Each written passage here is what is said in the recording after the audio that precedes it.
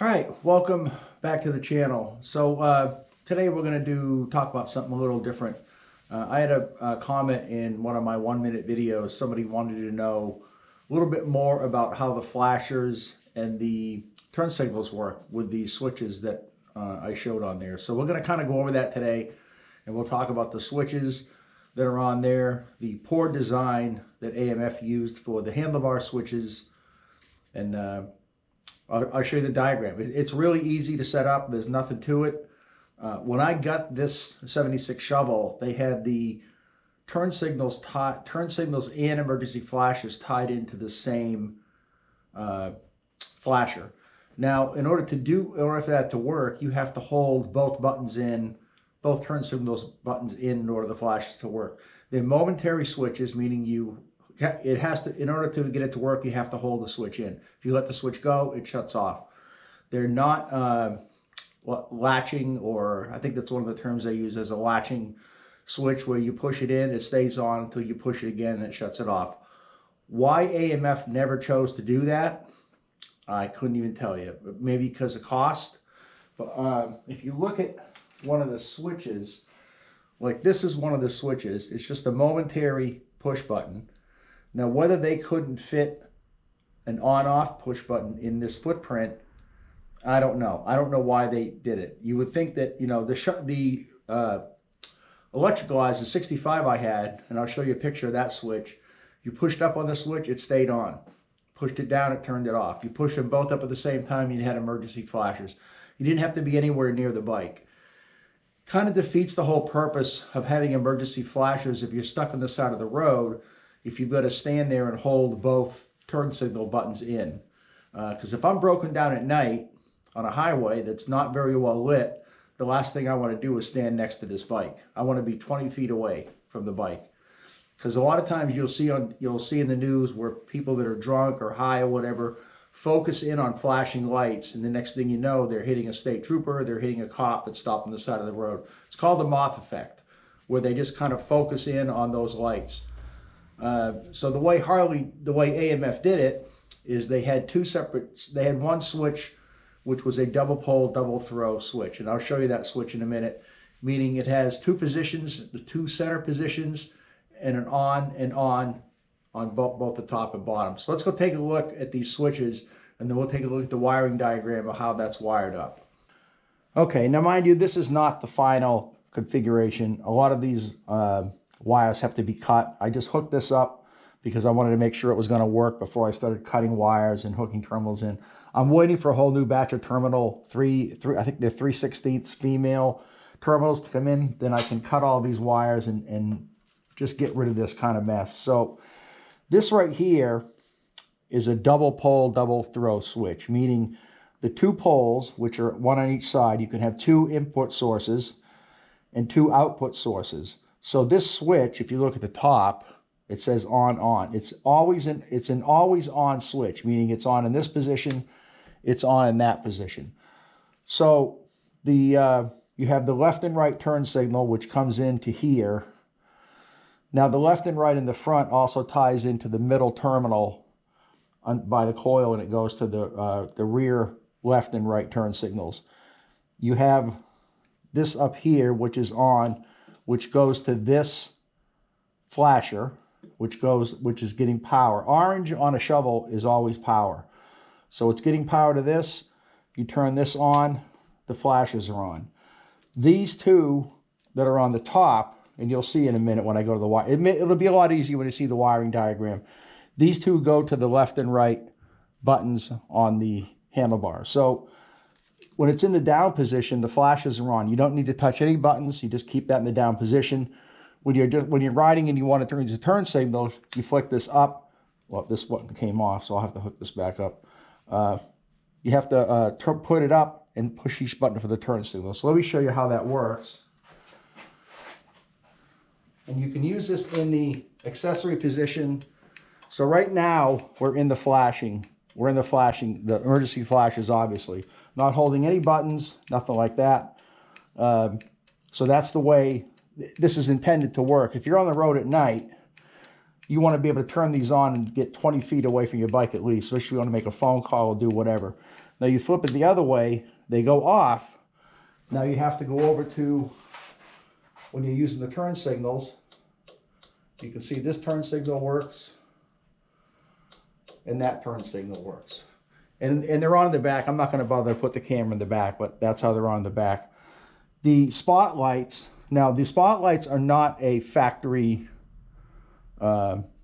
addition. They don't come from the factory. These are options. There's nothing in the wiring diagram about these spotlights. They're actually called passing lights. I'm not sure why anybody would know when you flick these on that you're passing a car, but they're actually considered passing lights.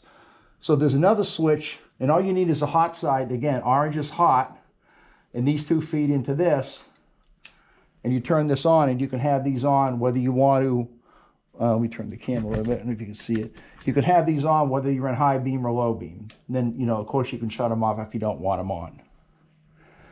So it's pretty simple how this all hooks up. Okay, so the next part of this video was going to be the wiring diagram. It kind of still is. I'm going to show you in the wiring how easy it is to wire this up. But in the meantime, I've kind of cleaned everything up on the front end, and everything is complete now. So everything is buttoned up behind the headlight. Everything works, spotlights, turn signals, flashers. The only thing I haven't tested yet is the front brake light. So the front brake, I mean, so we'll see, because I haven't put any fluid in it. So all right, let's go take a look at the wiring diagram. Okay, so let's take a look at the wiring diagram for the 7677 FLH. Pretty simple when you look at it. It might be a little confusing up on the screen, but it's pretty simple when you look at it. I've only got the right side highlighted because there's no point. It's exactly this opposite on the left turn signal. So on the turn signal, the right turn signal hand control up here, you've got one line that goes out, comes down to this flasher. Then this flasher branches off. This little cylinder type thing is just a connector. If you look in the parts manual, number 40 is just a connector. So then this other side goes down to the left turn signal button down here. The other side of the hand control switch goes to the bottom portion of this double pole, double throw switch. Because remember, on the bottom, when you have the switch down, it's for the turn signals. When you have the switch up, it's for the flashers. So if you look at the top of this, which is going to be in the flasher position, emergency flasher position, both the top goes into this flasher here, then it goes to power, and then it goes to the right turn signal. So that it bypasses these buttons altogether. So you don't need to hold the buttons in. It's pretty simple. I might not be explaining it the best way, but if you follow it here, you can see it goes up the middle part, which is the poles. So remember, it's double pole. There's a pole here, a pole there. Double throw, there's a throw here and a throw there.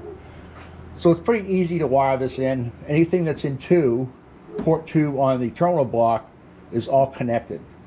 So if you follow this, you can see it comes out of the turn signal, the front turn signal light goes on to terminal block 2.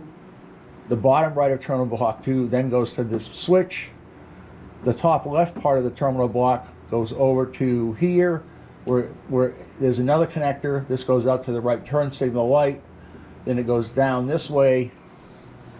And if we go to the next one here, if you follow the yellow, see it comes down here to the mid terminal block. This is underneath the coil. Then it just goes out to the rear turn signal light in the back. Okay, so that's going to wrap it up for the wiring portion of this 76 restoration. I did order the Dynatech 2000 electronic ignition for it the other day. I was gonna go with the points. In fact, I bought a brand new set of points and a condenser. But I just decided I'm just gonna do electronics. And if I have to go back to points, at least I have everything here for the points.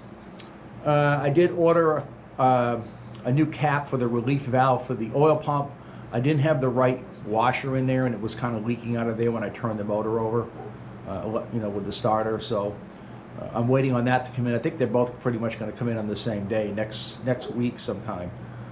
So once I get the oil pump situation all straightened out, that leak that I had on the left side of it, turned out there was a plug missing, so it no longer leaks there. In fact, there's no oil on the table at all now. But it does leak out of that relief plug because there's no copper washer in there like it's supposed to be. So I actually got a new kit, a new James kit to rebuild the gaskets on it, but I actually don't need it now. So I reseated the check ball in there and put a new check ball in it and reseated that, so that should be fine. I'm trying to think what else we got to do. Don't have a whole lot left to do. Once the ignition goes in, exhaust goes on, we can pretty much start the bike. So that's probably going to be in a couple weeks. The next video, of course, is going to be the electronic ignition, putting that in. I won't bother to do the exhaust on camera. I'll probably just do that off camera. And then the video after that is where we'll start the bike, and hopefully it's going to run. So I'm glad the electrical is out of the way. Everything worked out with the electrical. Everything checked out. Everything works. So I'm kind of glad with that. I think I'll probably do probably bleed the front brake off camera too. Oh, I didn't show you the switches. Let me show you the switches. So these are the switches here that I was talking about. This one here, you can see it's on. So this is the flasher turn signal. Right now it's in the turn signal position. You click it down, it will be in the flashers will go. Same thing on this side. This side is for the spotlights. It's in the off position now. Click it on, in whether the high beam or low beam, and the lights are going to come on. So yeah, it worked out. I was going to put the other switch here, but I think I was going to be too close to the front end here, and I didn't want to do that, so it was easier just to put it on each side. So okay, that's going to wrap it up for this video. Again, not too far away before we'll be able to start this motor, and I think maybe next week we'll talk about the winter project, what's going on in the winter project. So anyway, thanks for watching, and I'll see you in the next video.